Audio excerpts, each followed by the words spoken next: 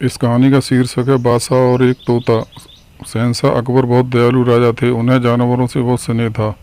एक बार की बात है, राजा अपने मंत्रियों के साथ बाजार भ्रमण पर निकले। वहां उन्होंने एक तोता बेचने वाले को देखा, जिसके पास बहुत प्यारा तोता था। वह बहुत ही शानदार तोता था। उसकी भाषा बहुत सभ्य थी। यह देख अकबर उस तोते पर मोहित हो उठे और उसे तुरंत ही खरीदने का निश्चय किया। तोते के मालिक को मुंह मांगी कीमत देकर राजा तोते को अपने महल में ले गए। जब भी राजा तोते से कोई प्रश्न करते तो वह तुरंत उत्तर देता।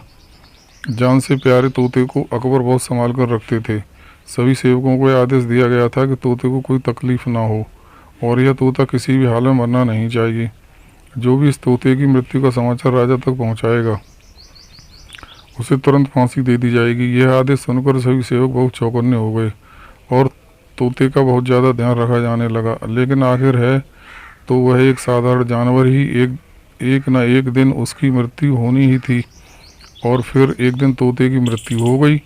उसकी मौत से सभी सेवक बहुत परेशान हो उठे। आखिर राजा को यह समाचार कौन देगा, क्योंकि आदेश के अनुसार तोते की मौत का समाचार सुनाने वाले को फांसी दे दी जाएगी।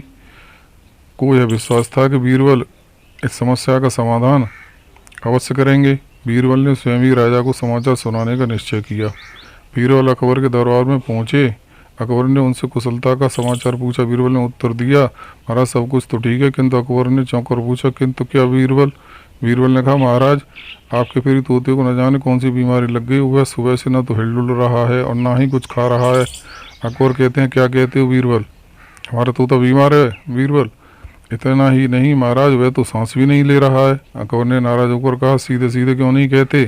बीरबल, हमारा तोता मर गया है और उसकी मृत्यु का समाचार तुम लाए हो, इसलिए मृत्युदंड के लिए तैयार हो जाओ। तब बीरबल ने मुस्कुराते हुए कहते हैं, महाराज मैंने तो तोते के मरने की बात आपसे की ही नहीं। यह तो आप स्वयं ही कह रहे हैं, इसलिए आप मुझे मृत्युदंड नहीं दे सकते। अकबर यह सुनकर चुप हो गए और आगे कुछ न बोल सके। इस तरह बीरबल ने सूझबूझ से तोते की मृत्यु का समाचार राजा तक पहुँचाया भी और अपनी चतुराई से सभी सेवकों के प्राणों की रक्षा भी की। इस कहानी से हमें क्या सीख मिलती है? इस समस्या आने पर उसका समाधान सूझबूझ से निकालना चाहिए, समझदारी से काम लेना चाहिए। सूझबूझ से बड़ी समस्या का हल निकाला जा सकता है। आपको कहानी कैसी लगी प्लीज़ कमेंट में ज़रूर बताएं। Please like share and subscribe.